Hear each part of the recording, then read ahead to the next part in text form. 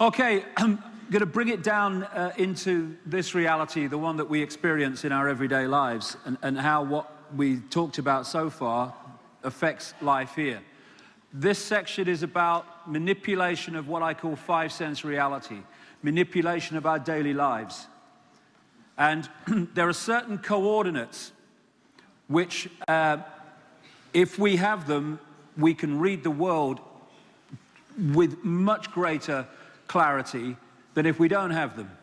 And one of the coordinates is, how do they do it? How do a few people, in full knowledge a few people, control the lives or direct and influence the lives of billions? Just to quickly recap, the idea is to hold us in this frequency range of perception in a very low level of awareness, and we identify who we are with the physical body.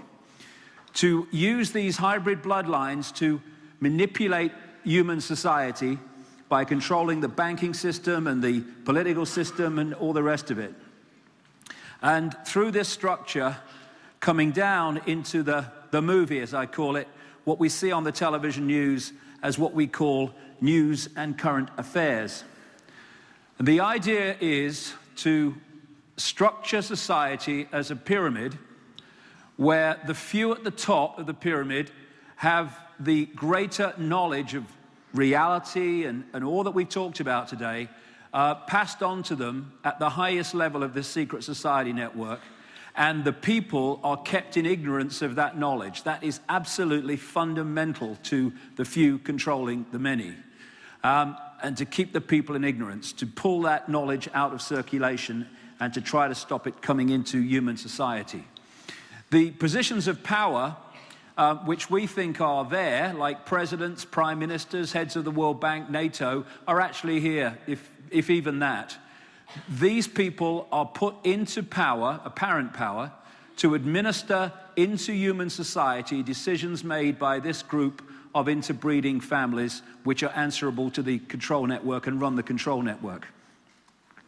And the world is basically structured as pyramids within pyramids, like Russian dolls, one doll inside a bigger doll inside a bigger doll.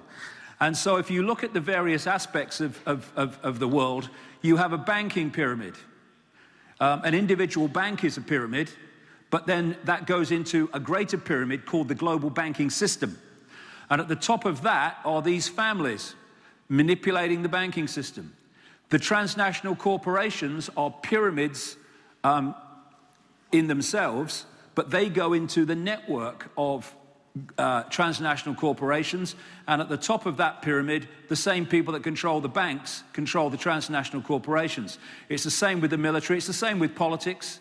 I'll come to that in a second. It's the same with the media, religion, intelligence agencies, the pharmaceutical cartel, organized crime, and the hard illegal drug market globally. It's all controlled by these families, ultimately through this pyramid within pyramid system. And this is Neil Haig's symbolism of it. You've got the reptilian other dimensional control behind it, but it comes down through the various levels. And you're not very far down here before you're meeting the levels that don't know what happens here. It's very tightly knit, and it has to be, because if too many people find out about this, then the system's in trouble. And this is where humans are in the general society, in the box, and these are the administrators and dark suits, and that's the control system at the top. And we're all holding it together. When we decide not to, it's over for the control system. You can also, like I've said, symbolize it as the spider's web, the Rothschilds and the right close to the spider, controlling the secret societies, the European Union, the media, and all the rest of it. And through that, you can manipulate global society through apparently unconnected countries, people, organizations. And it's this network that spews out the world leaders. Not every single one, but vast numbers of them. Some of them, the few, are people who know what they represent. The vast majority are just put in there because they want power or they have ambition and all the rest of it. They want political power and all the rest of it. And certain people with certain mentalities are put in there at a certain time when that mentality is what the control system wants. Good example, perfect example. It's absolutely no coincidence that in 1979 in Britain, Margaret Thatcher came to power as the first woman Prime Minister of Britain, and her natural economic instincts became known as Thatcherism. It was privatizing state assets and all the rest of it. 1 year later, in 1980, on the other side of the Atlantic, a man came to power called Ronald Reagan, theoretically to power, because the vice president was the real power, George Bush, Father George Bush. And what happened in that period in America? We had an economic ethos called Reaganomics that was a mirror of Thatcherism in Britain, and it transformed the economies.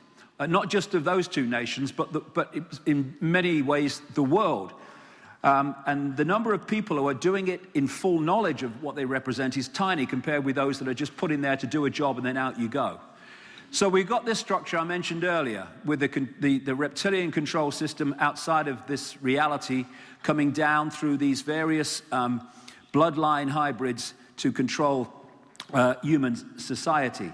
And if you bring it down to the country level, and this will be virtually everywhere you'll find this. This is the American example. You've got a president who's a Republican, and then a president who is a Democrat. Now, it's well documented that the Bush administration was controlled by a group of people who became known as the neocons, or neoconservatives. And they were aspects or assets of the control system. Then in comes a Democrat, and he's controlled, Obama, by a group of people that I have called the Democons, another group of assets of the control system. So the people think that the president has changed, that the party in power has changed, but actually that remains in control.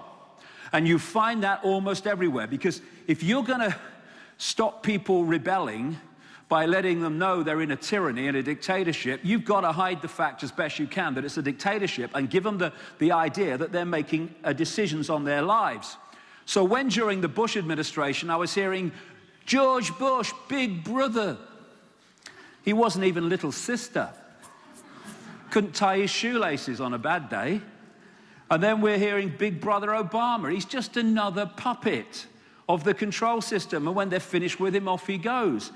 And this symbolizes it perfectly. Off comes the mask of Bush, on goes the mask of Obama, but the face behind it remains the same. This is going on all over the world all the time.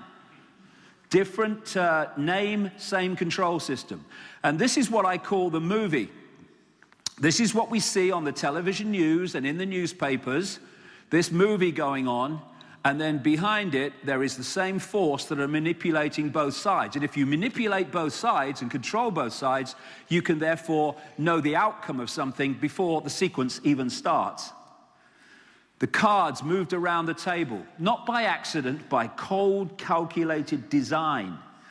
And it's being done by people with a genetic inability to empathize with the consequences for others of their actions. And this is why I say to people, if you judge what these people would do by what you would do, then you're never going to understand what's going on in the world. You would not pepper bomb Baghdad. You would not orchestrate 3,000 dead people on 9/11, but they would. They don't see, they don't decode reality the way most of the population does. And to hide this from the people, there's all these diversions and detours and ways of getting us to look that way so we don't see what's going on over there. The control system demands, survives through the creation of puppet people. People who don't think, who just go through life like automatons and think that what they're told on the TV news or by politicians is in any way anywhere close to what's actually going on. And it's putting humans in this collective closed circuit that allows the control system to exist and prosper. Now, there's a simple equation. When you are the few, and my goodness, these people are the few, and you want to control the many, one thing you have to do, and that is centralized decision-making, centralized power. The more diversity you have in decision-making, the more it's devolved away from the center, the less control you have over those decisions. You know, if you, what used to happen years ago when I was a kid, there used to be acts on the stage, you see them on the television sometimes, where they would keep plates spinning on sticks all over the stage, loads of them, and they keep running around and wicking the stick and it would spin. But eventually, if you have too many plates and too many sticks, it's just crashing plates everywhere. Ideally, what you want is one big plate and one big stick, because you can do that forever. And that's what they want with centralization of power. The structure they're looking for, we're moving towards it so fast, is a world government that would dictate to every country. It would have in its structure a world central bank that would dictate to all finance, all global finance. In the end, it wants a global currency which wouldn't be money in your hand, it would purely be one single electronic currency, for which there are fundamental implications for freedom. Because if you go into a store now and you hand over electronic money, a credit card, and the computer says, sorry, it won't accept your card, at least you can still pay cash. When there's no cash in circulation and it's going out of circulation at a phenomenal speed, then when that computer says no to your card, or your microchip as it's designed to be eventually, then you have no other means of purchase and the computer is deciding your life. And they also want a world army. This is what is happening with NATO and the European army. They're planning all this. It's taking the military out of sovereign states and creating supernatural national armies, because they're moving towards this world army. And a journalist said to me once, what would be the use of a world army? There'd be no one to fight. And I said, you're a journalist, aren't you? Of course, it's to impose upon the people and any countries or communities that don't want to accept the will of the world government, to impose that will through force with the world army. And they want microchipped people, with children microchipped at birth as a matter of course, and I'll come to that as we go along. Under that structure, they want the European Union, that's well advanced, an American Union. Stepping stone to that is the North American Union, Mexico, the United States, and Canada. They want a Pacific Union, that's Australia and the Far East. And they want an African Union, which they've already got, of course, the African Union. And the European Union came out of the European Economic Community. The American Union is designed to come out of NAFTA, the North American Free Trade Agreement. Again, free trade. Good for jobs, and they don't tell you it's leading to political union. The Pacific Union is designed to come out of APEC and another economic grouping in that area, and the African Union is already there. And under that would come nation states and regions, and in terms of Europe, they want to break nation states up into regions. So nation states would end, and that's to de-unify in a unified response to this edifice of power. So, coordinate 2, methods of manipulation. Well, there's 2 that if we understand them, we start reading the world in a very different way. The first one I've been calling for years, problem, reaction, solution. This is devastating. Devastating in its effectiveness, and it's used upon us all the time. You want to change society or the world in a way that you know that if you announced openly, this is what I want to do, you would have a big anti-opposition reaction to it. So you don't announce it openly. At stage 1, you create a problem. It could be a war, it could be a terrorist attack, which you've manipulated. It could be a crash, an economic crash, whatever. Whatever is necessary for you to then get a reaction from the public of fear and outrage or whatever, and do something, what are they going to do? And then those who've covertly created the problem, got the public reaction, do something, then openly offer the solutions to the problems they have created, which are changes in legislation and society that further advance the centralization of power and the police state. It comes from a motto for the 33rd degree of Freemasonry, which says, ordo ab chaos, order out of chaos. Create the chaos, get the reaction, offer the order out of the chaos, the new order, which is the new structure that you want. There is no better example of problem, reaction, solution than 9/11. You create the problem where you have these attacks in America. You, from almost minutes after they happen, start feeding into the mainstream media that Osama bin Laden orchestrated it from some cave in Afghanistan. He must have had a mobile phone or something. And then, as a result of the horror of 9/11 and the reaction from the public mind is then open for you to offer the solution. And the solutions, as a result of 9/11, have transformed this world with more and more control, surveillance, under the name of anti-terrorism legislation, etc. And it has been the major change, major thing that's driven this from the start, which has led to the invasion of Afghanistan, by implication, the invasion of Iraq, stopping terrorism and all that stuff, and all from a terrorist event in which the terrorists had dark suits and lived in America and other places. This is Zbigniew Brzezinski. He was President Jimmy Carter's national security advisor, and he is one of the major mentors and advisors to Barack Obama. He's been bringing Obama through since at least the 1980s.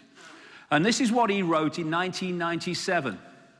What was it? 4 years before 9/11. Moreover, as America becomes an increasingly multicultural society, it may find it more difficult to fashion a consensus on foreign policy issues, except in the circumstance of a truly massive and widely perceived direct external threat.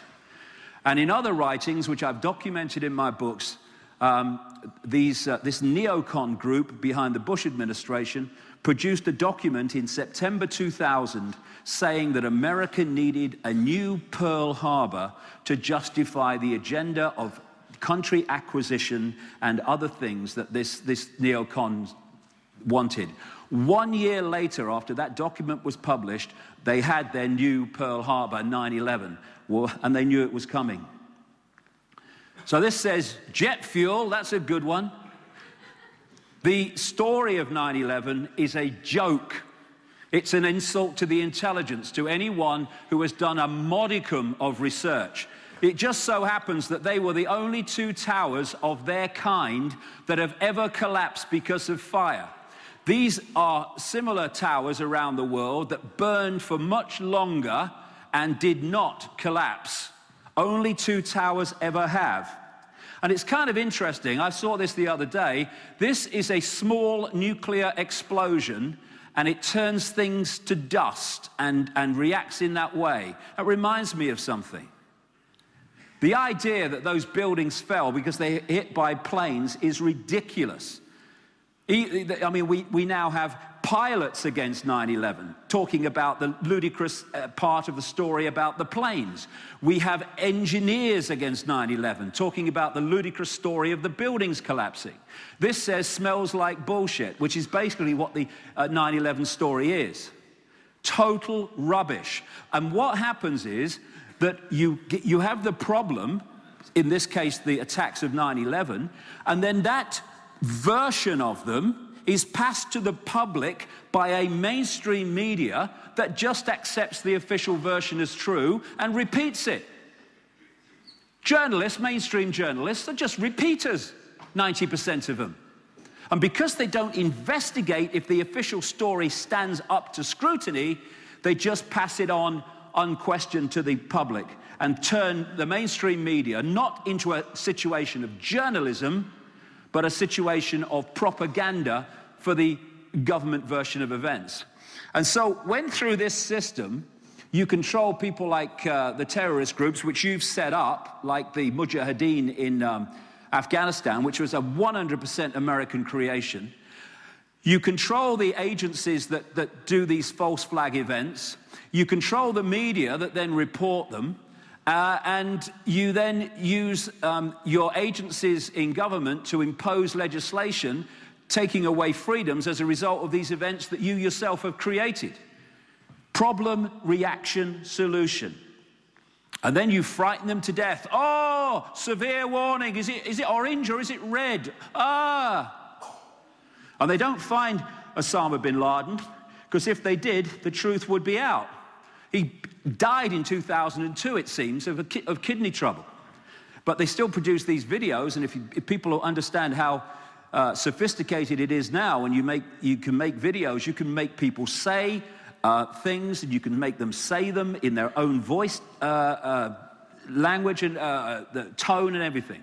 The technology is there to completely make these fraudulent videos that you can see them in Hollywood movies where they get cats speaking, and you think, crikey, it looks like the cat's speaking.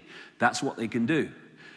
This is the story of 9/11 coming from Adolf Hitler when he proposed the creation of the Gestapo in Nazi Germany. He said, "An evil exists that threatens every man, woman, and child of this great nation. We must take steps to ensure our domestic security and protect our homeland. Let's create the Gestapo." And exactly the same principles have been used in the world since 9/11. The Second World War, like the First, was a global problem, reaction, solution. These bloodlines controlled Soviet communism and the so-called capitalist countries of Britain, America, etc. They also controlled the Nazi Party and helped to bring it to power. They then brought these into conflict in the Second World War. It was the second world conflict in a few decades, and at the end of it, people were physically, emotionally, and mentally exhausted.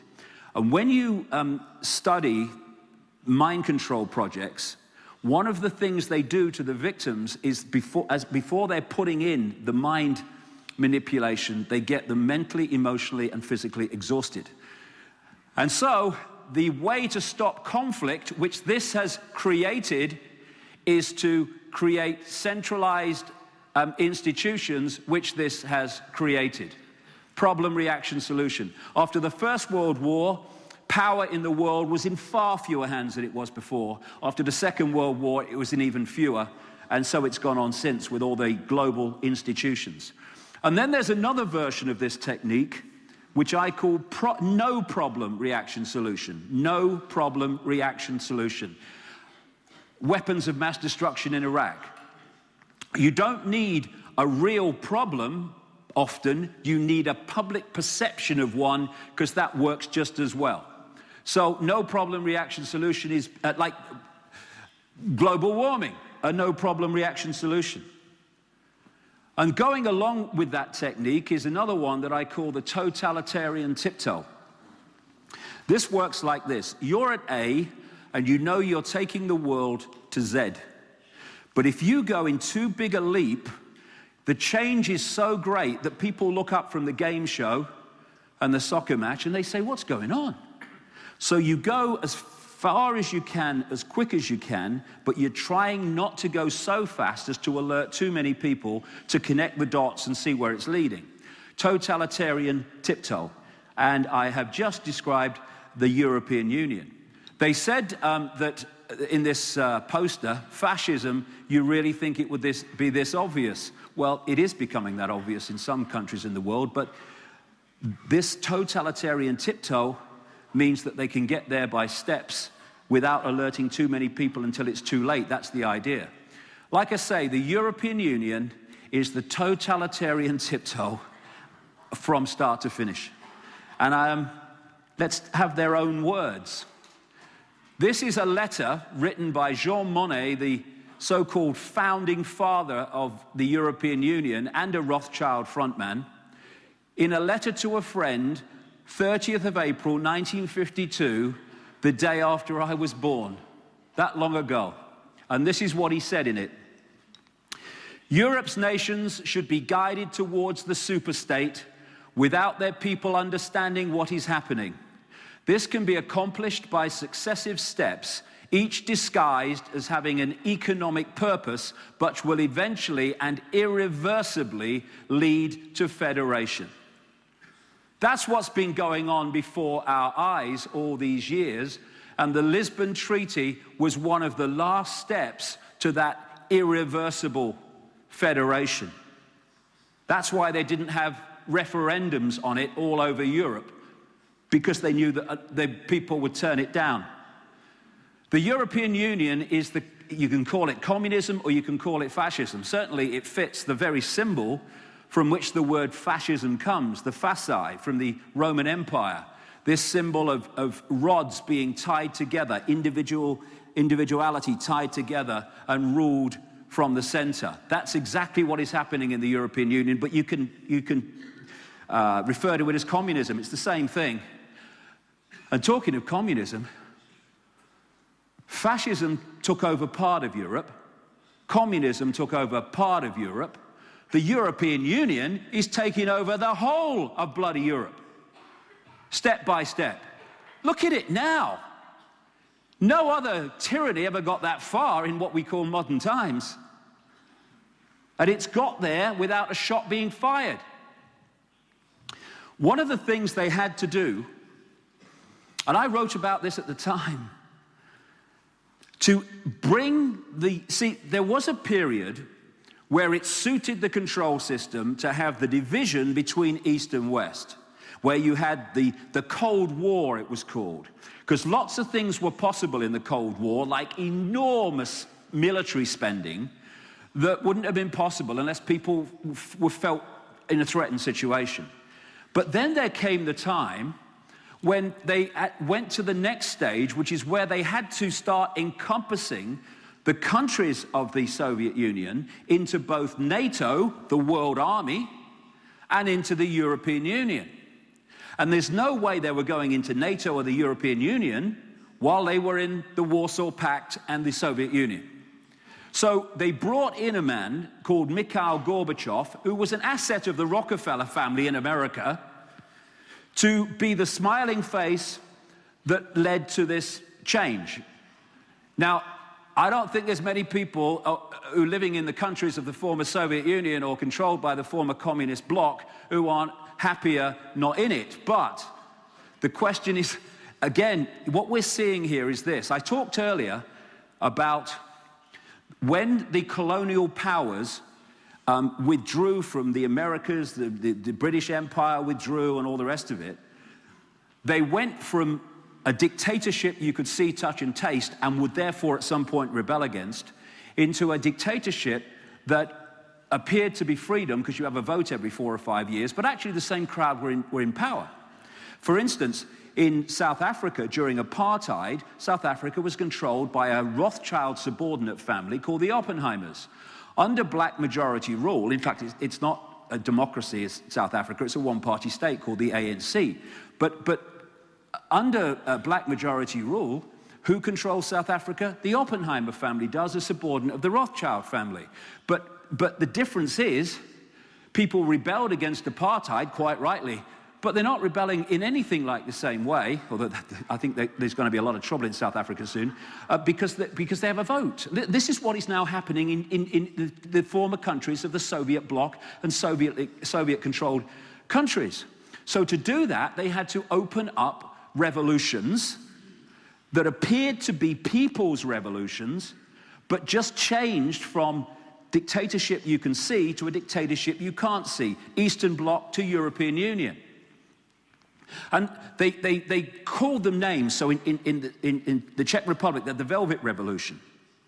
And then we had the Orange Revolution in the Ukraine, the Rose Revolution in Georgia. And if you notice, after the last election in Iran, They tried to have a green revolution, but it wouldn't stick and didn't work.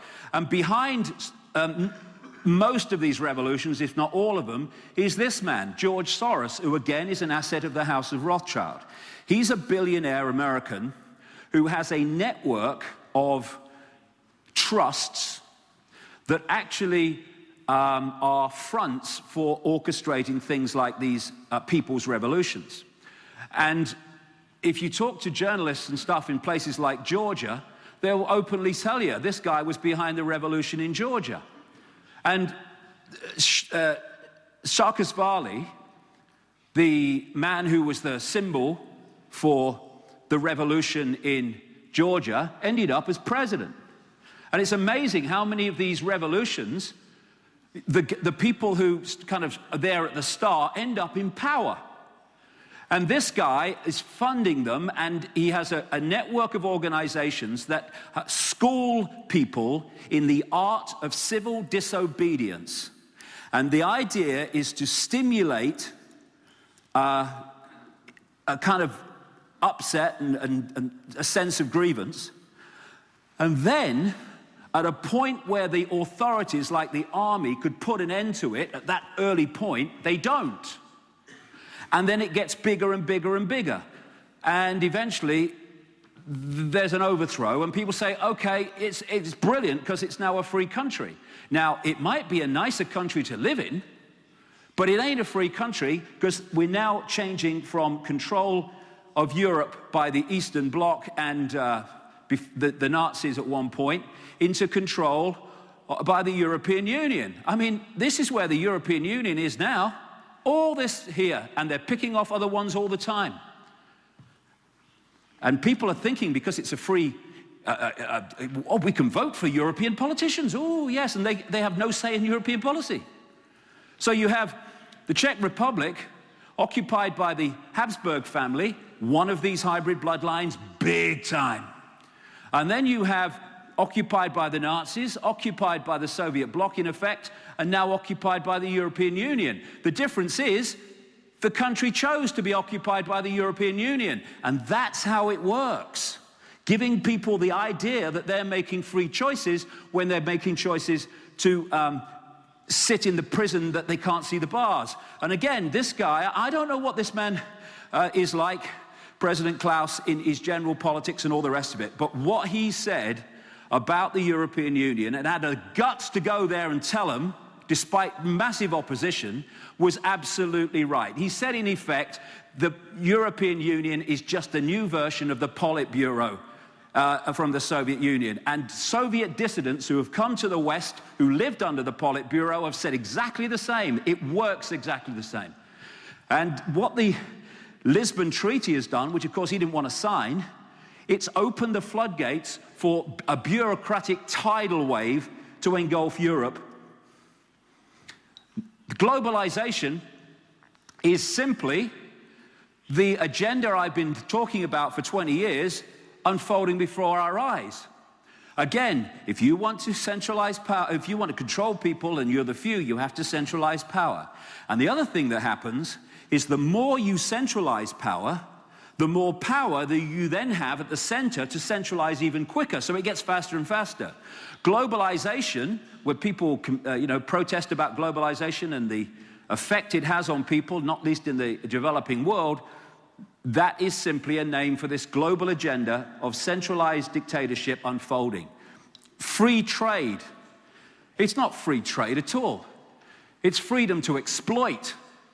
It's freedom to bring down tariff barriers so you can make your products here for a few cents on the dollar with starvation wages, if that, and then you can ship them across to the rich world and charge high prices without being penalized by big tariffs when you cross a border. And they brought in this thing called the World Trade Organization, again, a Rothschild-Rockefeller front, and it can now impose massive fines on any country that wants to protect its economy and its people from this merciless global system. And that's what it's there to do. The idea is to make every single area of the world dependent on other parts of the world outside of its control. And that means that anything that controls the system in its entirety is controlling every single country on the planet, and therefore every person on the planet. Coordinate 3, the cement.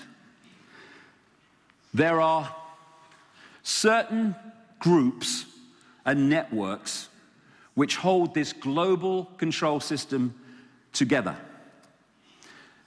Within the webs, there are certain groups that are very, very significant in holding the web together and enforcing the policy.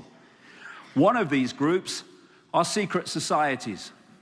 The Jesuits are massively involved, the Knights of Malta, the Freemasons, the Knights Templar, Opus Dei, and many others. And again, it's like a pyramid within pyramids within pyramids. These appear to be individual secret societies, but at the highest level, they fuse into the same web, the same network. Again, they're masks on the same face. And secret societies, what we call Satanism, the ritual sacrifice and these blood-drinking rituals, etc., and child abuse, which is shocking in the world. People have no idea how many children go missing in the world every year because, understandably, they relate the number to how many missing children stories they see in the newspapers and on the news. A few years ago, back in the 90s, I was trying to help someone who was having their children stolen by the state, and I rang the federal government in America and asked how many children go missing in America every year. They couldn't tell me. Tell me how many cars went missing, not children. They said, you don't have to ring every state. By the time I got to 10, with the question, how many children went missing in your state last year, I was into hundreds of thousands. How many people know that? Then you talk to people like Credo Mutwa in South Africa, and he tells you all the black children go missing in South Africa. And there's a reason why these things are fundamentally connected. There literally are rings within rings, like the Olympic rings. Not every member of a secret society is a Satanist. Not every Satanist is a member of a secret society. Not every member of a secret society is a pedophile. But not every Satanist is a pedophile. Not every pedophile is a Satanist. But at the core, at the center, at the control system level, these are fundamentally connected. What I've found as I've traveled around the world researching this for 20 years in 50 countries, well, 51 now, with the Czech Republic, is a blueprint. You know, when people start talking to me now and they tell me what's happening in their country over various things, I know what's coming because I've heard it so many times before. It literally is a blueprint for the way it works. And this is, the reason is, they've set up this control system like a hologram. As I said in the first section today, every part of a hologram is a smaller version of the whole, not a section of the whole, a smaller version of the whole. So you have a global control system, and then this is the island I live on the south, off the south coast of the Isle of Wight. It's only 35 miles by 15, off the south coast of England, rather. And this island is controlled by the same blueprint that controls the planet. And every society, every city, every country I go into, I see the same thing. And like I say, three of the things that come up all the time whenever you research these people who are manipulating global events, you come into Satanism, you come into secret societies, and you come invariably into pedophilia, which is absolutely rife at the top end, or what we call the top end, of global society. Now, there was a film, the last film of an American director called Stanley Kubrick, was called Eyes Wide Shut. And what he depicted in that film was satanic rituals going on in the mansions of the American elite. He knew that because he was an insider. When he produced the film, it was the last film he ever produced, he showed it to the executives, I think it was Warner Brothers, and a very, very short time later, Kubrick's dead. After his death, they took 15 to 20 minutes out of the film, which no one has ever seen. And there was enough in it, never mind what they took out, if you knew what you were looking for, that is. And what he was depicting was something that goes on as a matter of daily life in the upper, so-called upper cesspit levels of society. People have learned a lot in recent years about Bohemian Grove in California, where the elite of America, the bankers and the politicians and all these people, the media owners, they go to do rituals under this 40-foot stone owl at Bohemian Grove, about 75 miles north of San Francisco. We're talking the Bushes, we're talking Clinton, we're talking these major names, Kissinger, the Rockefellers, doing rituals under a 40-foot stone owl, which is symbolic of, as we saw earlier, is used as a symbol for the reptilians, and was used as a symbol for the Babylonian goddess Semiramis Ishtar in ancient Babylon, which also was Sumer and now is Iraq. And these people who are running our world are doing these rituals. And what these Satanists are doing is, on one level they are connecting with these reptilian entities. Because what they do, I've talked to people who've taken part in these rituals, and they've given me chapter and verse on what goes on. These entities, not just reptilian, but very various non-human entities, operate just outside of this reality. And what they do in the rituals, especially the major ones, is they create an energy stepping stone, an energy doorway, which allows these entities to move into this reality. I mean, I've talked to people who've described to me how these entities just manifested in front of them in these rituals. So that's one level of it. But another level is they do these rituals on particular points, the major ones anyway, on these vortex points. And in my latest book, in the appendix at the end, I publish I guess you might call it a deathbed confession, but it wasn't really a confession because he agreed with it. He was just explaining what happened. It was supposed to be from a very high Satanist from what was called the Alpha Lodge in Sydney, Australia, in which he was explaining how the satanic structure controls the world. And one of the things he was talking about was how they're manipulating the energy field of the planet, again, suppressing it, stopping the information through ritual. And this is part of what he said. What most people do not realize is that Satanism is a ritually based practice, and that this repetition has, over time, left strong impressions upon the morphic field, i.e. the energy field that we live in, therefore affecting us. Because we're interacting with this morphic field, we're therefore reading information from this morphic field, which means we're reading information that they're putting into the morphic field through these rituals and messing with our sense of reality. And like I say, they do rituals on some of these ancient sites. And so many churches were built on former pagan sites. So they're on these power structures, power centers. That's why so much Satanism goes on in Christian churches, because they're on these power centers. And then it comes the question of pedophilia and child abuse and its connection into Satanism. I said earlier about these reptilian entities, they want to feed off human energy. There's one particular energy they want to feed off more than anything, and that's the energy of children before puberty. We all know that at puberty there is a chemical change, but the chemical change is merely a holographic expression of a vibrational change that happens at that time as we move from childhood into adulthood. So at puberty, the energy changes. They want the energy before the child's energy changes at puberty. And so when we hear about ancient sacrifices of young virgins to the gods, young virgins was code for children. This has gone on for thousands of years, openly in some societies before, now in secret. And this is what Don Juan Matus, that shaman in Central America in the Carlos Castaneda book, said. Castaneda is quoting him here. He explained that sorcerers saw infant human beings as strange luminous balls of energy, covered from the top to the bottom with a glowing coat, something like a coat of plastic adjusted tightly around the cocoon of energy. He said that that glowing coat of awareness was what the predators consumed, and that when a human reached adulthood, all that was left of that fringe awareness was a narrow fringe that went from the ground to the top of the toes.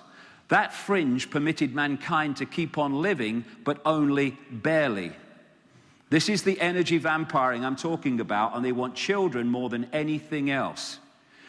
And what's happening, and this is why these hybrid bloodlines, the ratio of pedophiles among them is so dramatically high compared with the general population, is because what's happening is when the vehicle, the human level, is having sex with a child, the possessing entity is drawing that energy off from the child and absorbing it. And it's that's the reason, or one major reason, why there's this obsession with pedophilia. You can almost know that the vast majority of people in the upper echelons of society are into this sort of stuff because they're possessed. And this is what that Satanist from Australia said in this confession or explanation of what goes on. Politicians are introduced by a carefully graded set of criteria and situations that enable them to accept that their victims will be our little secret. Young children sexually molested and physically abused by politicians worldwide are quickly used as sacrifices. In Australia, the bodies are hardly ever discovered, for Australia is still a wilderness. And this is the reason, or a major reason, why vast, staggering numbers of children we never hear about go missing every year. Now, sometimes here and there, the cover will be blown, and we'll see just a little sample of what goes on in the cesspit. This man, a Nebraska state senator called John W. DeCamp, started investigating this man, a major asset of the Republican Party called Lawrence King, over the stealing of vast amounts of money through the Franklin Savings and Loans Bank in effect. But as he investigated the financial embezzlement, he realized that Lawrence King was running a massive pedophile ring in America, procuring and kidnapping children for major politicians and other bastions of American society. It even made at one point one of the national newspapers, the Washington Times, where it says homosexual prostitution inquiry ensnares VIPs with Reagan Bush. This man is an unbelievable pedophile, Father George Bush. I came across some of his victims when I was traveling America a long time ago, back in the 90s, and it's just built and built and built. I've gone on American radio endless times. I've said it in my books. The man is not just a pedophile, he's a serial child killer. And the staggering thing, it's not even rare in the upper echelons of the system. This is Kathy O'Brien, who I met way back in the 1990s. She was in the American government mind control project known as MK Ultra, and an offshoot of that called the Monarch Project. And she gave birth to her daughter Kelly while in the project, and so they took Kelly into the project. This is what she writes in a book exposing Bush called Transformation of America, Transformation of America, Mind Control. Kelly's bleeding rectum was but one of many physical indicators of George Bush's pedophile perversions. I have overheard him speak blatantly of his sexual abuse of her on many occasions. He used this and threats to her life to pull my strings and control me. The psychological ramifications of being raped by a pedophile president are mind-shattering enough, but reportedly Bush further reinforced the traumas to Kelly's mind with sophisticated NASA electronic and drug mind control devices. Bush also instilled the "who you're gonna call" and "I'll be watching you" binds on Kelly, further reinforcing her state of helplessness. The systematic tortures and trauma that I endured as a child now seem trite. They weren't. In comparison to the brutal physical and psychological devastation that George Bush inflicted on my daughter. And that was just one of his victims. And the British political establishment, the American political establishment, almost wherever I've looked, there it is. Pedophilia and Satanists are running our world. And they can do this to children because they do not have empathy. Therefore, they cannot feel the consequences for the child of what they're doing. And he wrote a book, John Gilbert Camp, called The Franklin Cover-Up, and the Discovery Channel was so taken by the evidence that they, in association with a company in Britain called Yorkshire Television, produced a documentary about this paedophile ring. Hours before it was due to air, it was pulled, and every single copy, bar one, there's a really bad copy you can see on the internet, was destroyed. Because those that control the media, ultimately, are those in the paedophile and satanic and secret society rings. This guy I mentioned earlier, Ted Heath, he, when he was still alive, I said in a book in 1998 that this man was a serial child killer and paedophile. This man has been responsible for the death and torture of so many children. And I said it in a book while he's still alive. Nothing happened. Why? It was true. We had a terrible tragedy in 1996 when this man, Thomas Hamilton, went into a school at Dunblane in Scotland and killed the vast majority of these children and the teacher. They then closed the file on this man for 100 years so people can't see what's in it. Why? Because this man procured children for very famous political pedophiles in Scotland and Britain. This girl, you might have seen a lot of this on my website, is called Holly Gregg, Down syndrome girl. She was raped by members of the Scottish establishment, including the legal establishment, for 10 years. They had to flee Scotland when a mother tried to get, found out about it and tried to get justice. And now this man, Robert Greene, has been working with them to try and get them justice. Instead of having justice, instead of listening to the story, they've arrested him. They've stopped him even going to the area where this rape took place over 10 years. They have raided his house. They've taken away computer equipment with his evidence on them, etc., etc. And the BBC contacted him. A reporter started to say, we want to do a documentary on this because the evidence is compelling. And then he got a call saying the upper echelon of the BBC has said, we've got to cancel the project. And it's possible for all this stuff to go on in our society because of this structure. You don't have to control everyone in social services, as we call it in Britain and America, to stop an investigation of pedophilia going on. You only have to control that level of social services that decides if there's going to be investigation. You don't have to control all the police to stop an investigation of paedophile and satanic activity. You only have to control the level of the police that decides when an investigation will or will not take place. Same with the lawyers and the judges and all the rest of it. If it does get to court, you make sure one of your judges, one of your guys is hearing the case, and it's thrown out. And it's because of this structure that all this goes on and never hits the public eye. This man, David Berkowitz, became infamous as the son of San killer in New York, serial killer. And from jail, he said, yes, I did it, but I did it with a satanic group that I was a member of. And he said this in a letter from jail. Satanists are peculiar people. They aren't ignorant peasants or semi-literate natives. Rather, their ranks are filled with doctors, lawyers, businessmen, and basically highly responsible citizens. They're not a careless group who are apt to make mistakes, but they are secretive and bonded together by a common need and desire to mete out havoc on society. It was Aleister Crowley, famous Satanist, who said, I want blasphemy, murder, rape, revolution, anything bad. Now, let's look at that. These Satanists, I am saying, are possessed by these reptilian and other demonic entities. These reptilian and demonic entities want as much low vibrational, emotional energy produced as possible based around the base concept of fear.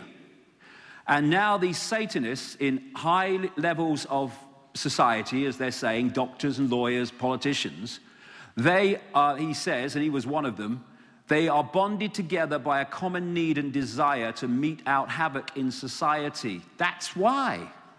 They're there to mete out havoc in society, which generates the energy of low vibrational emotion in the population because of what goes on, the havoc and the conflict and the wars, and that feeds the possessing, controlling entities. Now, this is something to watch if it's not happening in the Czech Republic yet, because it's happening in more and more countries, and it is an epidemic in Britain and America. And like I said earlier today, it's coming out from Britain and America because they're at the center of this, and it's coming out, and as it comes out, it's going to affect more and more countries. What I'm talking about is the process by which what we call social services, the organization that's supposed to protect children, what they're doing is they're targeting children from loving parents who aren't being abused, who are under no danger and no threat, quite the opposite. Often the parents are doting parents on their children. But what they do is they find an excuse for the children to be taken away to foster parents and then forced adoption from their birth parents. And they do it under a family court system. If this is not happening in the Czech Republic, for goodness sake, don't let it. The family court system that orchestrates this works like this. I'm a social services person. I decide that your children, a child or children, are in danger even though they're not. I then get a court order from the family court and I take them away. When I take your children away, I tell you, and this is the law, that if you tell anyone about it, or you go to the media and tell your story, you can go to jail for 3 months, and by the way, if you do that, you'll never get your children back. The journalists are subject to these family court laws, which says they cannot report these cases.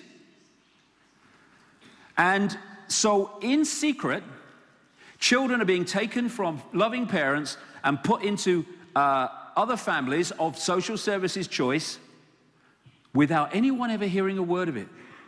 And it's phenomenal, the scale of what's happening. I was talking in Trafalgar Square in London a few weeks ago and met all these people from all over Britain who'd had this done to them. This MP, Member of Parliament in Britain, has said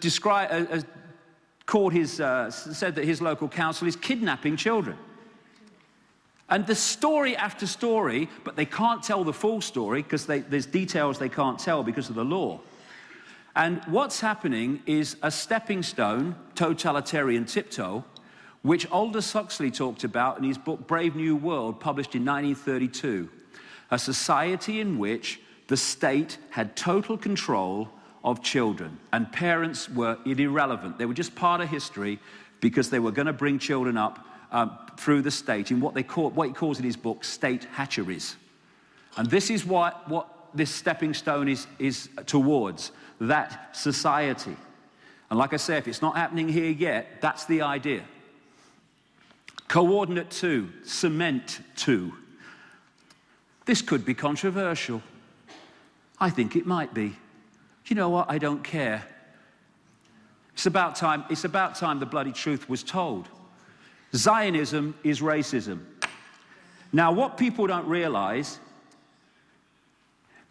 is that what we call Zionism is not Jewish people. That's the trick. Zionism is on its play-out level, a political philosophy, and on its inner core level, a secret society created from the start and controlled to this day by the House of Rothschild. And that's why in my books and on my website, I always call it Rothschild Zionism, so to keep underpinning the real force behind it. The Rothschilds have been responsible for some of the greatest horrors been inflicted on Jewish people in the last few hundred years. And that is not about Jewish people and their benefit. It's about their agenda. As this lady says, anti-Zionism is not anti-Semitism. But the idea is to put the two together in the public mind, so when you challenge the Rothschilds, you must be a racist. As I said earlier, racism is ridiculous. It's a nonsense. As Joe Biden, the deputy president of America, said, it's about the only thing he's ever said I agree with, you don't have to be Jewish to be a Zionist. You don't. And how many people know this around the world? That there are a large number of Jewish people who not only don't support Zionism, they vigorously and constantly oppose it. How many people know that? You don't read that in the newspaper. This says Judaism rejects Zionism. Zionism and Judaism are diametrically opposed. Zionism is the cause of Middle East bloodshed. Stop the Holocaust in Gaza. These are Jewish people. Actually, fundamentalist Jewish people in terms of their religion. Zionism is state-organized terror. Zionism is the cause of Middle East bloodshed. Yes, it is. It's meant to be, because the Rothschilds are behind it. End of Zionism equals peace. I am Jewish, and I want Israel to stop killing Palestinians. How many times do you see this in the news? You don't. We condemn any Zionist aggression against Iran. Another Jew against Zionism. It's not about a people, it's about a secret society controlled by the Rothschilds that use the Jewish people as a front to hide behind. State of Israel, the greatest oppressor of religious Jews globally. This is from Jewish people. Zionism causes global anti-Semitism. Yes, it does. Zionism spokesmen do not represent world Jewry. How many people realize this is going on behind the scenes? These are Jewish people and Jewish groups who've come to meet Ahmadinejad, who's supposed to be the big Satan for Israel. How many people realize that this is going on? Because all we hear is the Rothschild Zionist version of the whole thing, and people believe that, and they think that all Jewish people are for Zionism, all Jewish people are against Iran. No! Rothschild Zionism. The Rothschilds built and paid for the Jewish parliament, the Israeli parliament rather, the Knesset. They built and paid for the Israeli Supreme Court building with all its Illuminati symbolism all over it. They orchestrated the takeover of Palestine.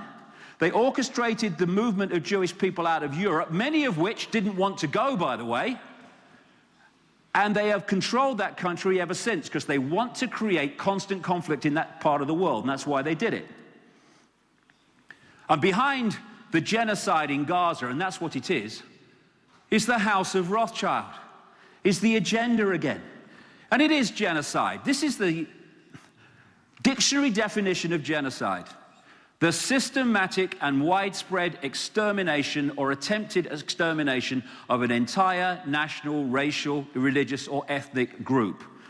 That is what's going on in Israel. These are the figures. The orange ones are children in the last major conflict in Gaza. This is the face of Zionism. This is a cartoon, but tells a stunning truth. Tell me what you see? Combat boots. What's happening to the Palestinians is genocide. They're having peace talks in America, and at the same time they're doing that, bulldozers are knocking down Palestinian homes, and the people are being homeless and living in the streets. They're building this wall, so-called security fence, and in doing so, stealing very significant tracts of Palestinian land behind the wall. Here you go. This is a Palestinian children's playground. Hey, there you go. We've got to build a wall. Off you go. This is Palestinian land in green in 1948. This is Palestinian land in 2000. We're now in 2010. It's less now. It's apartheid. It's apartheid like in South Africa. But not just not just apartheid between Israelis and Palestinians, but apartheid between Israelis.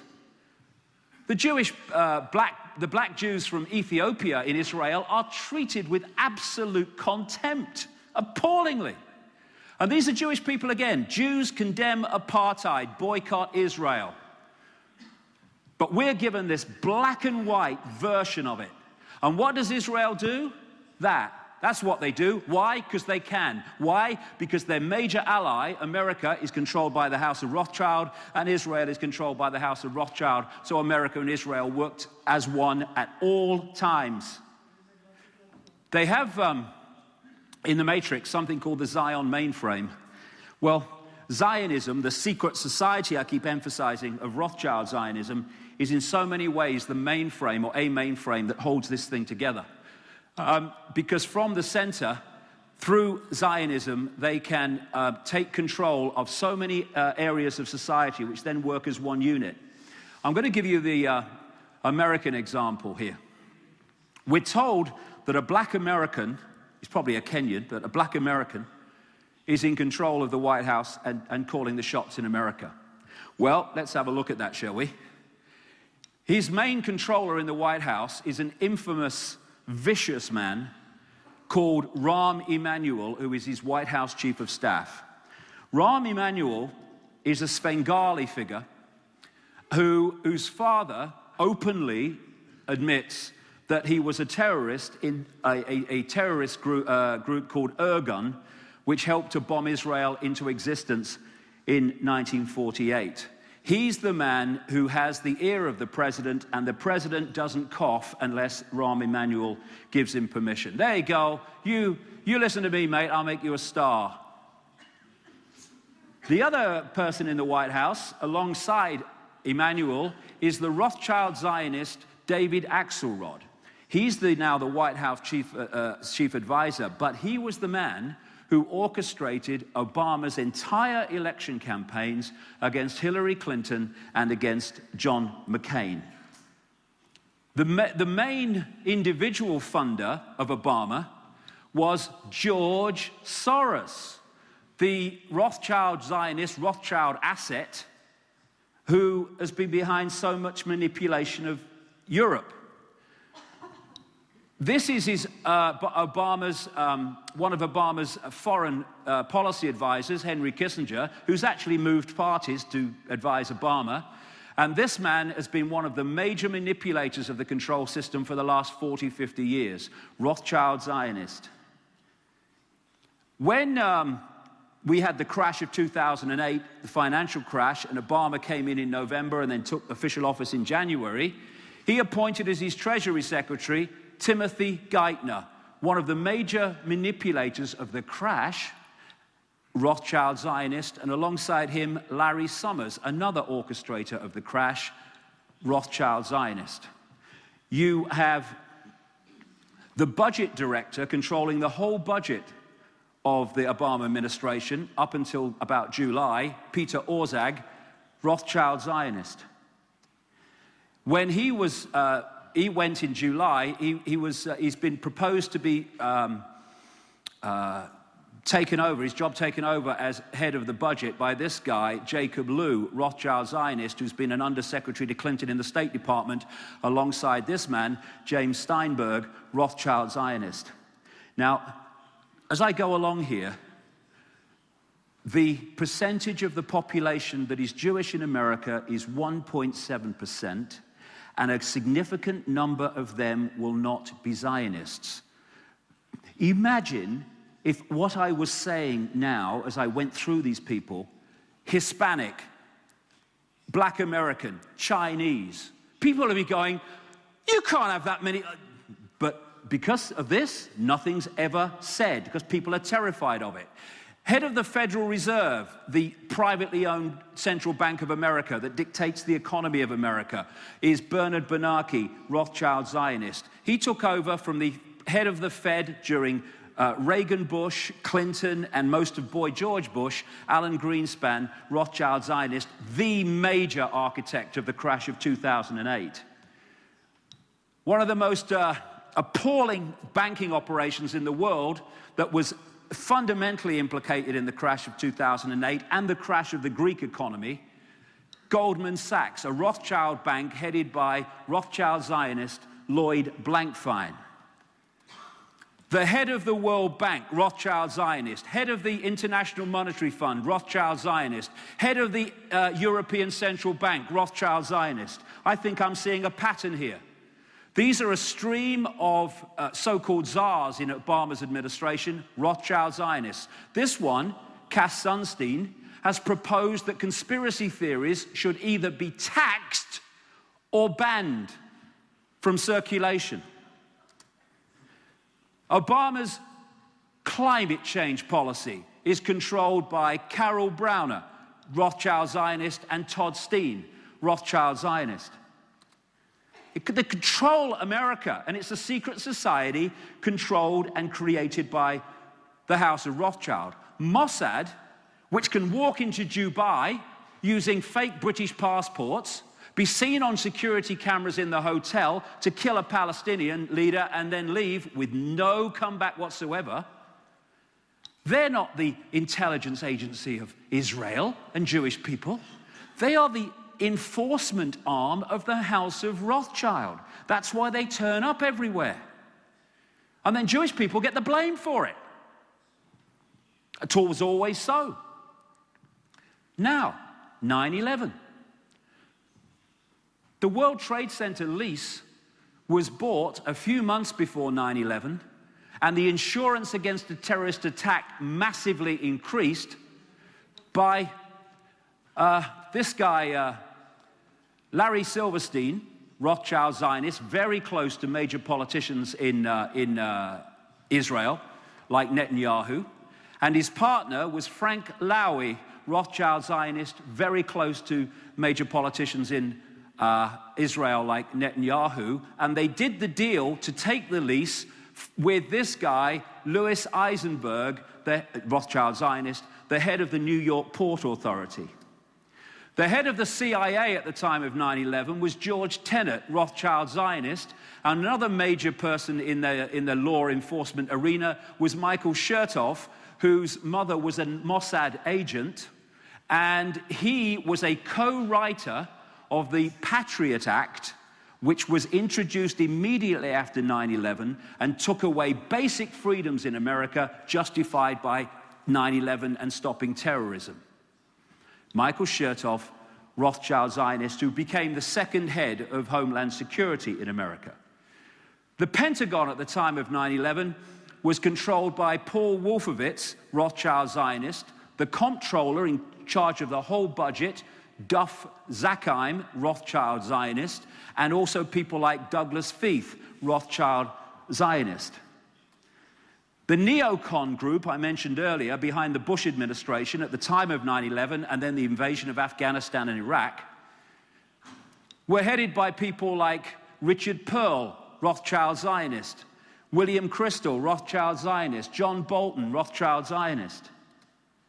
And then you have the strange story of what became known as the dancing Israelis. When the Twin Towers were hit, these people were filming it and high-fiving and dancing around. And people obviously reported this to the police. The police turn up, take them away, want to know what's going on. Next thing you know, they're back in Israel. And they're interviewed on Israeli television.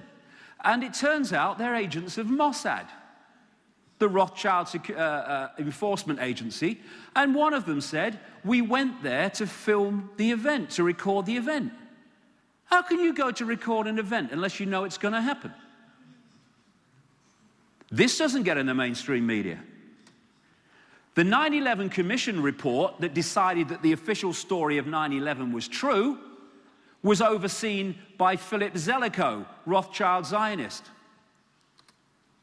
The Bush speech, which started to move this conflict forward with Iraq and what have you, the Axis of Evil speech, Iran, Iraq, and North Korea, was written by David Frum, Rothschild Zionist.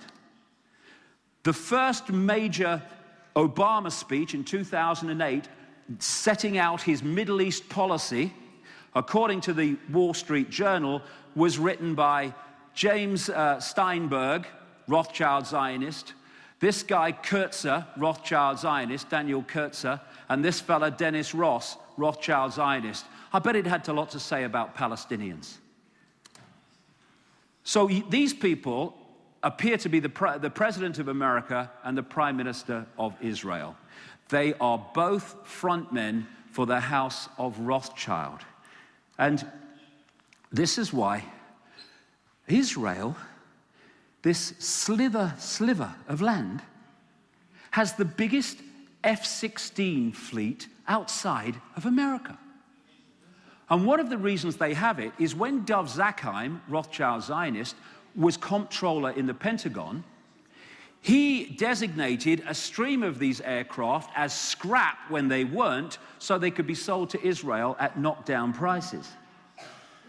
This book by these two journalists and researchers, The Israel Lobby and U.S. Foreign Policy, said this: Israel receives about $3 billion in direct foreign assistance each year, which is roughly 1/5 of America's entire foreign aid budget.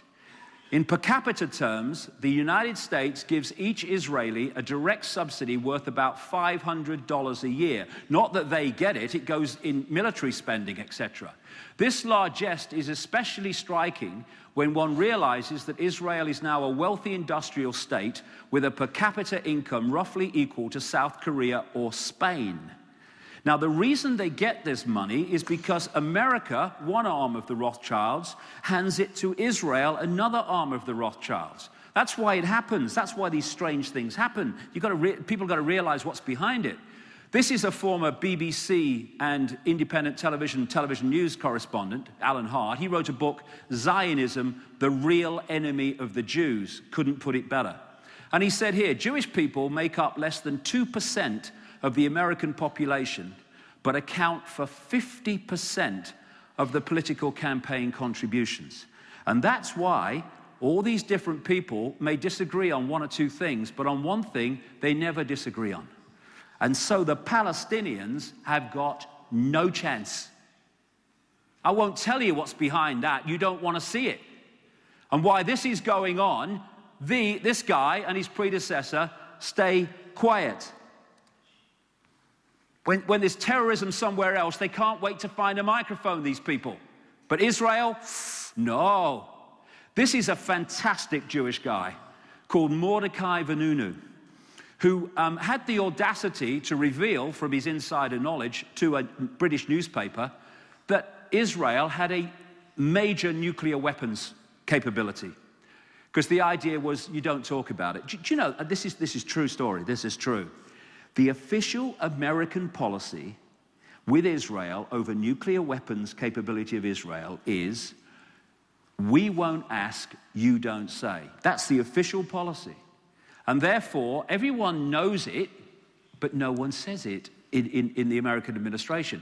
As a result of revealing this Israeli capability, which I think is a good idea, we should know about it, he was kidnapped by Mossad, I think it was in Italy, brought back to Israel and spent 18 years in jail, 18 years. And he's still subject to massive restrictions. And why that was going on? Not a frickin' peep from him or his predecessors. If that was Iran, they'd be calling for sanctions and invasion. This lady, Kay Griggs, was the wife of a colonel in the United States Marine Corps. And as a result of that, she was shown around the US State Department. She was shown around the Israeli offices, and then she was shown around the Palestinian offices. And the Palestinian offices in there were peopled by Israelis. This is the major manipulator of America in terms of Rothschild Zionism. It's called the America-Israel Public Affairs Committee, which sounds very official. It's a lobby group, and they control him, and if any politician goes against Israel, they move in on them. And the head of it at the moment is Lee Rosenberg, a very close associate of Obama in Chicago, and one of the significant funders of Obama's election campaign. The Palestinians have not got a prayer. Americans, do you dare to say Israeli terrorism? No, they don't. Well, some people do, but not the government, for this reason. And then again, and I emphasize, I'm not talking about Jewish people here, I'm talking about Zionists, Rothschild Zionists, members of this secret society. This is the Los Angeles Times columnist, a Rothschild Zionist called Joel Steen, who wrote an article saying that Americans who don't think Jews, Rothschild Zionists, I would say, control Hollywood are just plain dumb. I had to scour the trades to come up with 6 Gentiles in high positions, he wrote, at entertainment companies. But lo and behold, even one of that 6, AMC President Charles Collier, turned out to be a Jew. As a proud Jew, the writer said, I want America to know of our accomplishment. Yes, we control Hollywood. And how much of the global psyche is manipulated and programmed through Hollywood movies. This is Shahar Ilan, a daily features editor on the leading Israeli daily newspaper. He wrote, the Jews do not control, the Jews do control the American media. This is very clear, and claiming otherwise is an insult to common knowledge. And when he's saying Jews, I'm saying Rothschild Zionists. Behind it all, as the House of Rothschild and their connections who are going into all these different areas of society that appear to be unconnected, but they are the cement. Rothschild Zionism is the cement. And, of course, programming the mind, control the media, you program perception. Over here, elephant in the living room, but people are terrified of saying it because they're terrified of being called racist and anti-Semite. Well, sod that. I'm interested in the truth, not a popularity contest. Thank you very much. Same in Britain. They have a group called the Friends of Israel that are in all the major parties and work as one unit to make sure that policy towards Israel is to Israel's benefit. Our present Prime Minister, David Cameron, Rothschild Zionist. This very day, they're electing the leader of the opposition party called the Labour Party, the party I mentioned earlier in relation to the Fabian Society, and it's between 2 people, 2 brothers, both Rothschild Zionists. The guy who's infamous for manipulating British politics is a guy called Peter Mandelson, Rothschild Zionist, who actually flaunts his connections to the House of Rothschild. He goes on holiday with them at their mansion in Corfu. And this guy was a 100% owned asset, and still is, of Rothschild Zionism and the House of Rothschild, and that's why he and George Bush moved as one unit in invading Afghanistan and Iraq. And what they do, and again, this is the House of Rothschild, they have created groups like B'nai B'rith, Sons of the Covenant, and an offshoot of that called the Anti-Defamation League, with this guy, Abe Foxman, at its head. And its job is specifically to target anyone who's saying the things that I'm saying or criticizing Israel and their role in the Palestinians and targeting them as anti-Semites and racists and try to stop their public meetings and all the rest of it. Particularly in Canada, I've had a lot of trouble with that myself. And what they do is they equate criticizing Israel's treatment of the Palestinians with being anti-Semitic. Israel's crimes against the Palestinians, anti-Semitism. And I've had this over the years, but that says, amazingly enough, I don't give a shit, and I don't. It's about time the truth was told. This is another amazing Jewish man called Norman Finkelstein, whose parents suffered in the concentration camps of Germany, and he's come out and criticized Israel and its treatment of the Palestinians and its treatment of Jewish people, and he has had his academic career destroyed for doing that. And what he's called, because they can't call him anti-Semitic because he's a Jew, they call him a self-hater. Anything except he might be saying something that's true. And again, I don't know if this is happening yet in the Czech Republic, you'll know better than me, but around the world now we're seeing what they call hate laws coming in, where truth is no defense. If what you're saying is true, it doesn't really matter as long as it might upset somebody, to stop people talking about this. And they've just introduced a bill in America. And these groups, these Rothschild Zionist groups, are suffocating and controlling.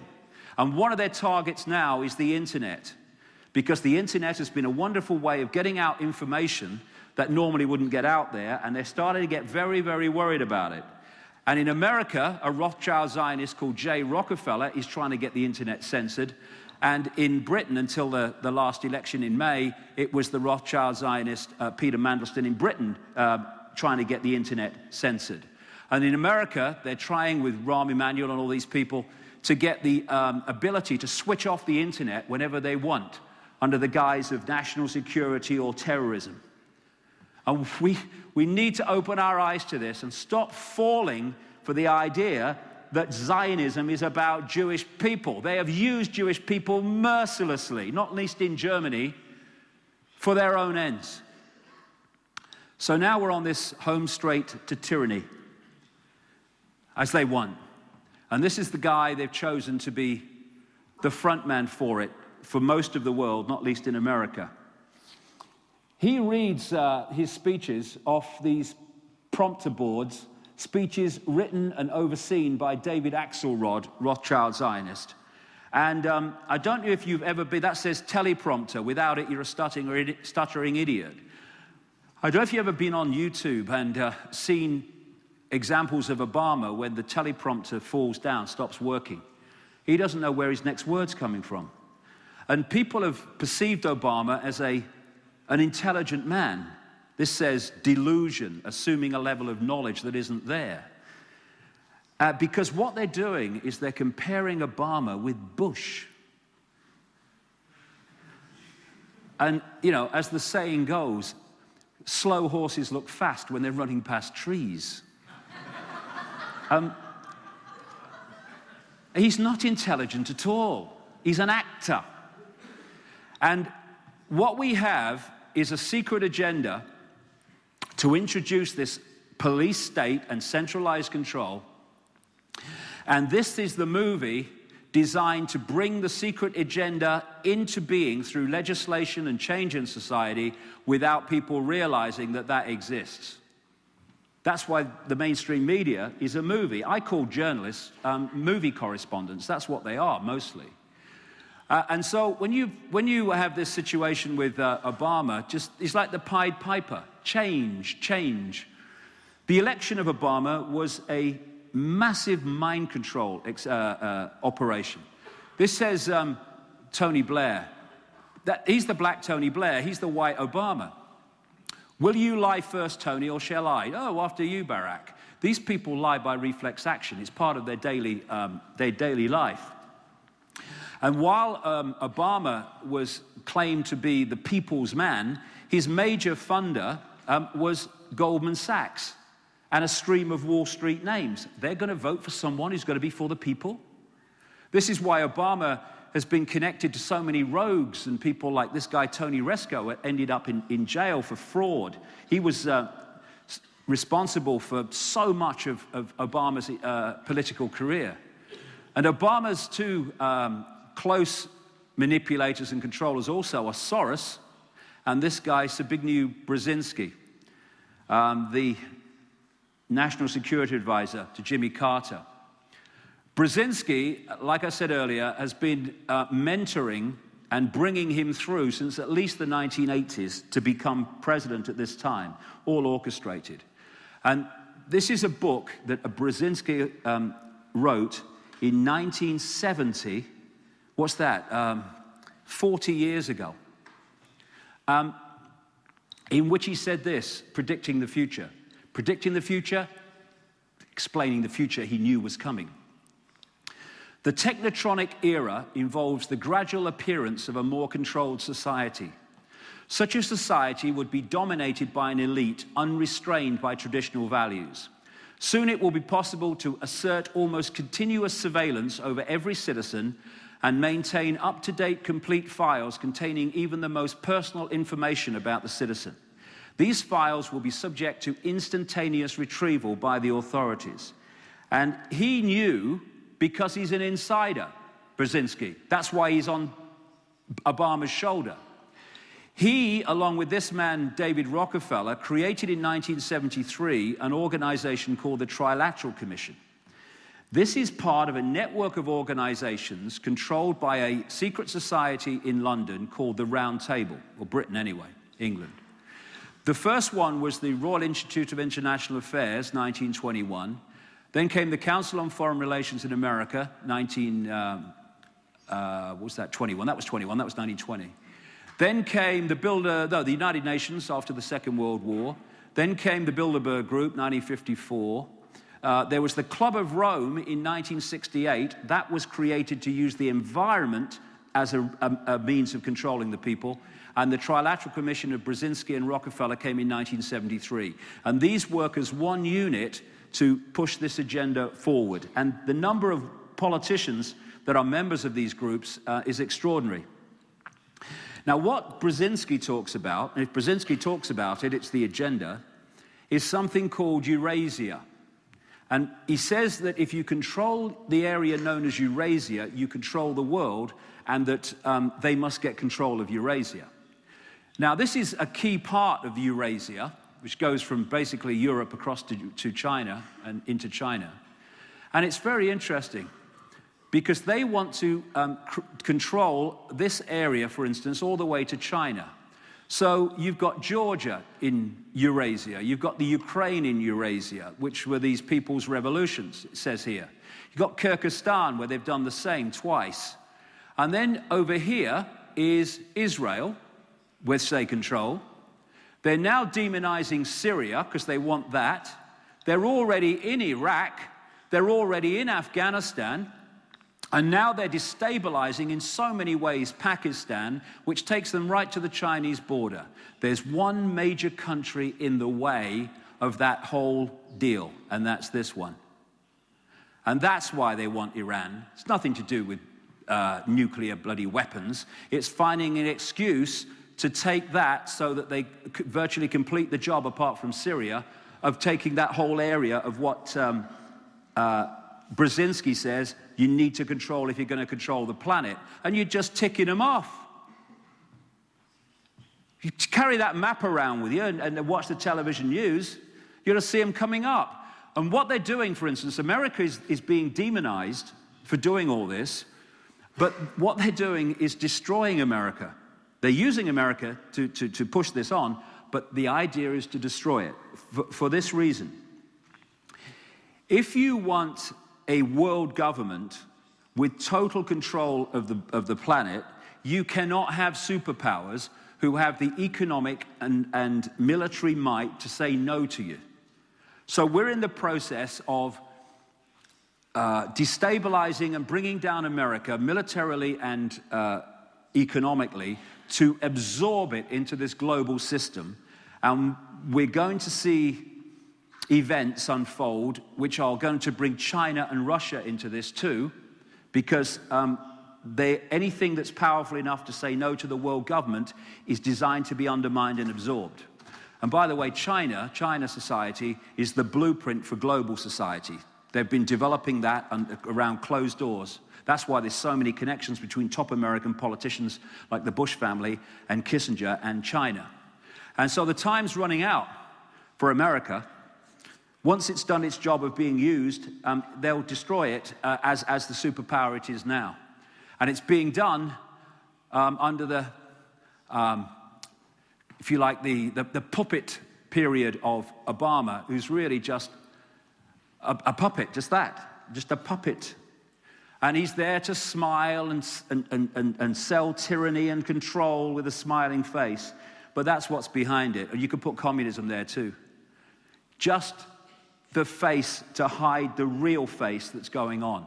That's why nothing's changed. Do you remember Guantanamo Bay was going to be closed? Maybe he forgot. He's got a lot on his mind. Nothing's changed since one replaced the other. Nothing's changed. It's got worse in Afghanistan. This says they think he cares about them. What we're looking at is presidential problem, reaction, solution. And they played the American people like a violin. Adolf Hitler said, "The great masses of the people will more easily fall victims to a big lie than a small one." What they did with Bush the Bush period was they created lots of problems, not least the economic crash right at the end in September 2008, and also the invasions of Afghanistan and Iraq. And so by the time we got to the next election with this guy, people are sick of it. It's like, do something. And so he was sold as the solution to the problem. And all he did for nearly a year was say trigger words, meaningless words like change, hope, and something to believe in. The idea was that he never ever, and he didn't, specify what he meant by that in detail. Because the idea was, it was a mass mind control operation. You have to watch this in elections, because it goes on in all countries. They just did a major job in America this time. The idea was for him to become an empty screen on which the population projected what they believed was change, hope, and something to believe in. He became all things to all people. That was the idea. Don't be specific until you get in. As Adolf Hitler said, make the lie big, make it simple, keep saying it, and eventually they will believe it. Obama. Make the lie big, make it simple, keep saying it, and eventually they will believe it. Politics worldwide is getting like this now. Just trite phrases that mean nothing. I love you, you love me, I will get you stuff for free. Oh, thank you. We can believe in that. I found this, I think, sums up Obama. The wolf found that shepherd's clothing worked even better. And so we have a man of President Peace whose first act in office was to authorize the bombing of Pakistan and has vastly increased the military operation in Afghanistan, says he's pulled out of Iraq, just changed the name, 50,000 troops still there. Not a word from him about the horrors in Iraq and Afghanistan of spent nuclear fuel or spent nuclear material in the bombs and weapons that they've dropped on Iraq, which is having horrendous birth effects and other effects. The man is a complete fraud, and fortunately, his honeymoon period has not been anything like as long as it promised to be.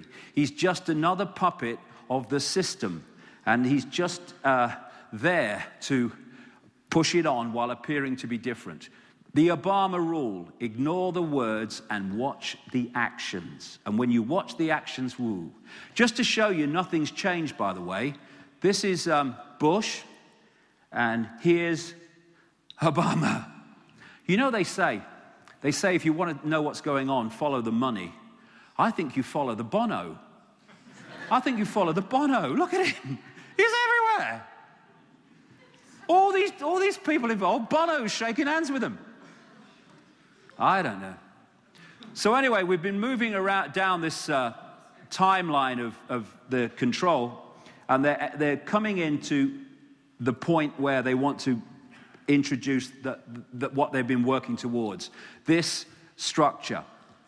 And that's what's unfolding now. And to underpin this control system, they're bringing in this Orwellian global state, this police state. And this is not for the masses, because the masses are no problem unless they wake up and see what's going on.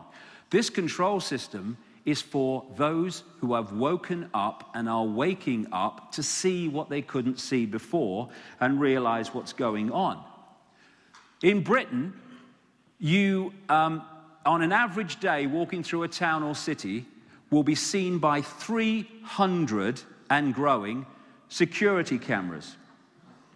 They've now got satellite technology and other technology which can take your number plate and put it through a computer and get everything there is to know about you as you go along the road.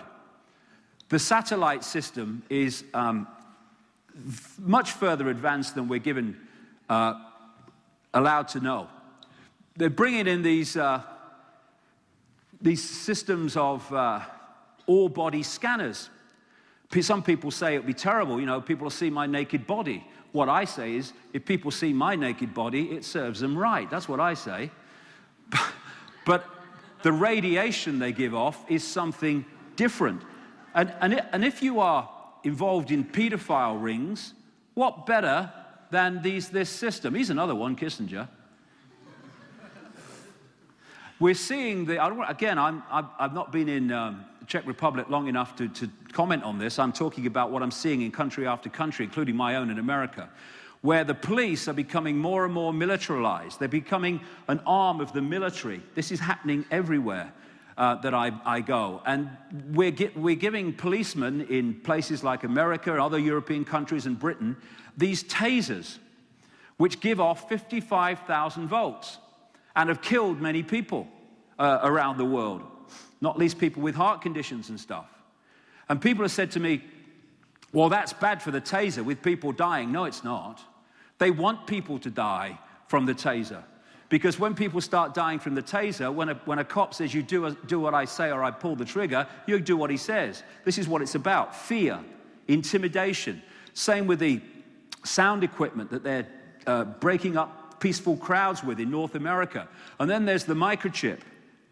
People laughed when I said this years and years ago, this was coming in. They're not laughing now because it's happening. And I talked to a CIA scientist in 1997 who told me that this was coming and said that, first of all, microchips outside the public arena, he said in 1997, were so tiny they could be inserted through hypodermic needles in vaccination programs, and he said that was the idea. And we now know that what he was talking about then in secret as nanotechnology. And he said people think that, even those that have awakened to it, that microchips are for electronic tagging, so the computer knows where you are. That's one level of it, he said. The real level is not that which goes from the chip to the computer, but what comes from the computer to the chip. He told me in 1997 that once people are chipped, they can be mentally, emotionally, and physically manipulated from a distance by information going from the chip. Because the chip is in what? It's in a biological computer. They're now having these things called human computer interfaces, where they put a chip in the brain, God knows how you'd want it, and you can work the computer. I mean, are these people crazy? I don't know. The reason that can happen is they're connecting two computers, one much more advanced, but still two computers. So you get a microchip inside the body computer, then, of course, the potential for manipulating us from afar is vast. In Britain now, they're starting to replace, on babies, the name tags with barcoding. That's a stepping stone, totalitarian tiptoe, to microchipping children at birth, because that's what they want. And also they found that barcoding that they can put on, and you can see this, but that ones that can be imprinted on the skin without anyone seeing them. And it's all about manipulating the body computer so that we are externally manipulated, our reality is externally manipulated. And it's the same with the chemtrails and all this stuff that's going on. It's all part of this attack on the human body computer, mentally, emotionally, chemically, and electromagnetically, with all the electromagnetic white microwave fog that we live our lives in the cities these days, not least the wireless internet. And this is all about destabilizing the body computer. It's all being orchestrated to attack our ability, not least our kids' ability, to decode reality in the way that we have the potential to do so, to keep us in the box. Monsanto is one of the major Illuminati companies on planet Earth, and it's the one behind genetically modified food. And the idea of genetically modified food is to genetically modify us. That's what it's there for. And interestingly, one of the major areas of the body that genetically modified food attacks is the RNA, which is like the default mechanism that stops the blueprint from mutating. Then there are people who have realized this and are looking at what they eat. They're starting to grow their own food. They want to take food supplements to overcome what they're not getting in food. So there's another side to this where they're targeting those people. There's legislation in America, for instance, but it's in other countries, that's making it more and more difficult to grow your own food. The idea is to make that illegal. I've seen documents that have said that They're targeting small farmers to take them out of business so the great corporations control the human food chain. Then there's people that want to take food supplements to overcome all this stuff, and this is what this is about. Codex Alimentarius, which is Greek for food code, or Latin for food code, or food book. This was set up in the 60s by Nazis who went to jail as a result of the Nuremberg trials, including this man, Fritz Tamiya, who was the man who came up with the phrase over the Auschwitz concentration camp, "Work makes free." Codex Alimentarius has now moved on, and it has been given the role of regulating global regulations for the use of supplements, etc., and various minerals and all the stuff that we take, vitamins. And what they're doing is making the doses, the idea is making the doses so small you can't take enough to make any difference, and also to hand control of this to the pharmaceutical cartel. It's happening all over the place, and something's just been signed in America to introduce that there. They want to get into the body computer through vaccines, which are targeting the human immune system. And what they tried to do last year was do a major job on people through swine flu. Fortunately, a sign of the awakening, people realized there was something not right here, and vast numbers of people didn't take it, which made them look stupid, because there was no problem, it turns out. Well, this year, they're now talking about putting the swine flu vaccine from last year into the flu vaccine of this year, and you get the lot together. And they can do this because the World Health Organization, with its snake, appropriately, logo, is a creation of the House of Rothschild and the Rockefeller family. And through the web, they control the World Health Organization, the companies that are putting the rubbish in our food, the vaccine companies, and the so-called government public protection organizations supposed to be protecting us from these people. And by orchestrating and controlling all sides in the web, they get whatever they want through. And this is the target, the human immune system. They want to reduce the population because from their point of view, it's getting out of hand.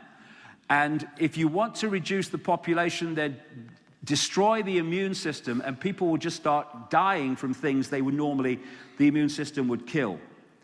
The other thing that's going on is the extraordinary levels of drugging children and turning children into zombies. And the idea for that is explained in Brave New World by Aldous Huxley, who said that's exactly what they intended to do in 1932.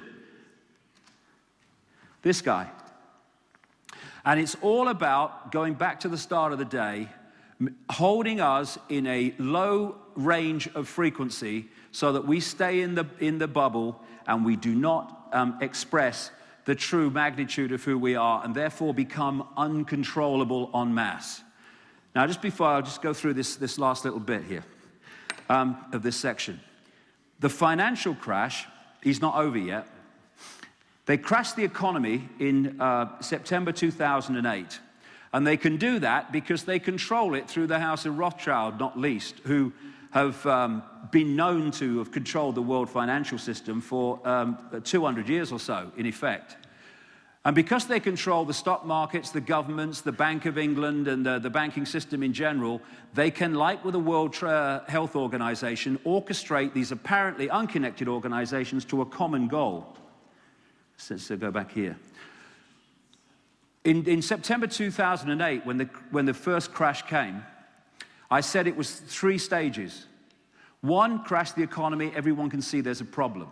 The second stage was to get governments to throw enormous amounts of money, borrowed money, figures on a screen, at the banks, at the problem, and for it to do no good, to disappear.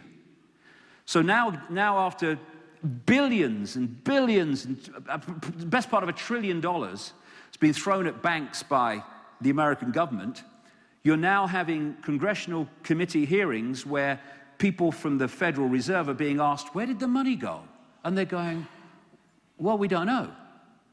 We haven't done the accounting yet. No, you don't know. It's disappeared. And the idea was to prepare for stage 3. And that's what they're planning. And that is to crash the economy again on a major scale at a time when governments have no means of responding, even in that ludicrous way. And what the idea is to then say there's only one way to get the world out of this economic catastrophe, and that's to restructure the world economy in a completely different way. And what they'll say is we want a world central bank, in effect a world currency. They want the structure I've been talking about earlier. That's what these crashes are about. They're using this nonsense about global warming and climate change caused by human activity to justify more and more taxation, extraordinary levels of taxation in this cap and trade stuff they're talking about, and also controlling people's lives. That says, this is Al Gore, of course, thanks for the Oscar, but I'm totally full of crap. You're not kidding. They've had concerts around the world pushing global warming with Madonna and all that stuff, and they produced a global warming survival handbook to go with them, written by David Rothschild. I'm sure David Rothschild cares about humanity is every waking moment. And once again, I don't know about this guy's wider politics, but what he said about global warming, and had the guts to say, against the tide coming the other way, President Klaus was absolutely spot on. We're supposed to be frightened of a natural gas called carbon dioxide, without which there would be no life on Earth as we know it. But we have to be frightened of it. It's demonized. Now, carbon dioxide, ooh! Now, these are the greenhouse gases. If you read the propaganda of global warming, you would think that this must be carbon dioxide. No, water vapor and clouds. The only way of saving the planet, therefore, must be to ban water vapor and clouds. This is carbon dioxide, and this green little sliver here is the human component of it. The rest is natural. The idea that it's responsible for global warming is nonsense. Have you noticed that when you go out and the sun's out and there's no clouds, do you feel how it's warm? Feel that? I feel, therefore, there's some connection between the sun and heat. I do. It's the bloody sun, which goes through cycles of more solar activity, warms up, less solar activity, gets cooler. And I said earlier, the Club of Rome, part of this group I mentioned, was created specifically to use the environment to push this agenda forward. This was its first head, Aurelio Pecci, founder of the Club of Rome, quoted in its own publication in 1991, "In searching for a new enemy to unite us, we came up with the idea that pollution, the threat of global warming, water shortages, famine, and the like would fit the bill." That's what they've done ever since, and they're still doing it. And it's become like a church, like a religion, the Church of Climatology. And this Deputy Prime Minister of Britain describes people who challenge the conventional view of global warming as climate change deniers, like Holocaust deniers. So now, as this lie has unfolded, we've had ClimateGate, the exposure that they rigged the data. We've had GlacierGate, about the extent of the glaciers and all that stuff being wrong. The Amazon Gate, about the rainforest. Polar Bear Gate. Polar bears are thriving. Rising sea levels gate. And we've even had Cowgate. Yes, I can give you the amazingly wonderful news that flatulent cows are not a threat to human life as we know it. It's been confirmed now. And the BBC, that has pushed the climate agenda in such an incredibly biased way, had to admit recently, or more recently, that for the last 11 years, we have not observed any increase in global temperatures. We will when there's the next cycle of sunspot activity and solar radiation. And then climate change will again become global warming, and they'll use that. But despite all the evidence, it's the Gore supporters that have been put in charge of American policy and the policy around the world for climate change. They're using propaganda and programming of the young to be terrified of the future and turning the young against parents. You've done this to our world, we have to live in it, and all that stuff that's going on. And just to show you nothing's changed, there you go, same again. Good old Bono. These people have no care about the environment. The same people that are pushing the environment to save the world, we must do this, are the same people behind what's happened in the Gulf of Mexico. And that's not gone away, where they put millions and millions of gallons of this core-exit poison, which is banned in Europe, into the Gulf of Mexico to make the oil drop below the surface so no one could see it. There's tremendous health problems that are not being reported by the mainstream media in America as a result of this. The lower level sea creatures are picking up the oil because it's been made to sink by the core exit, which has poisoned the Gulf. These are fish coming aboard, ashore, dead fish. These are fish. And yet the media has decided, no, that's finished now, so no one ever knows about it.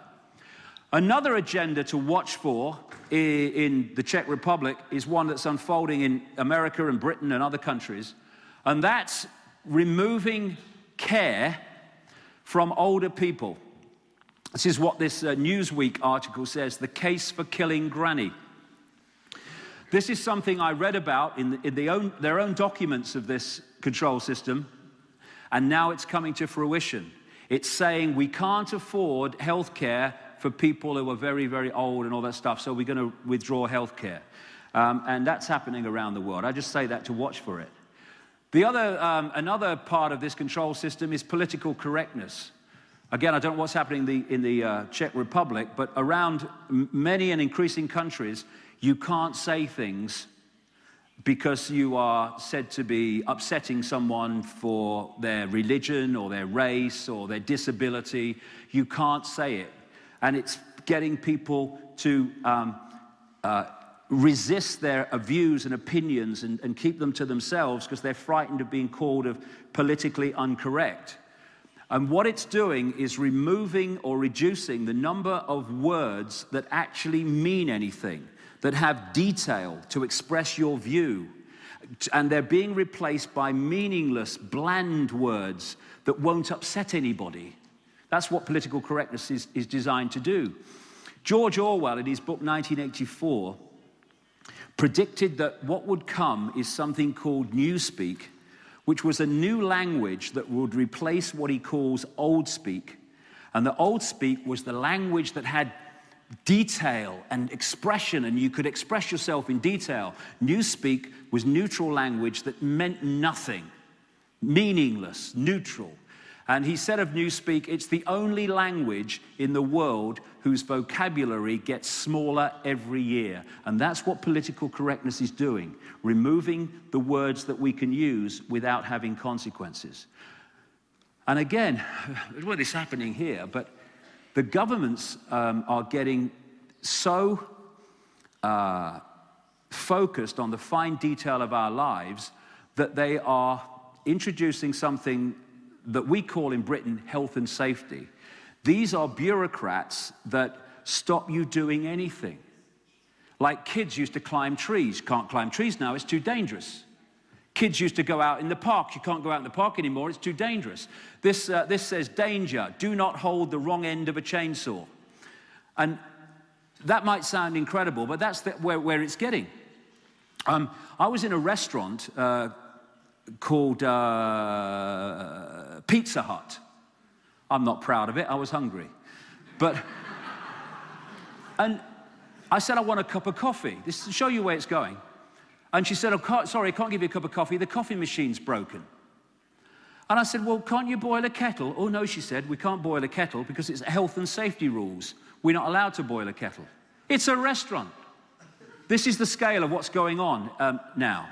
And what this is doing, and all these other things, is it is tying us on purpose in a web of bureaucracy.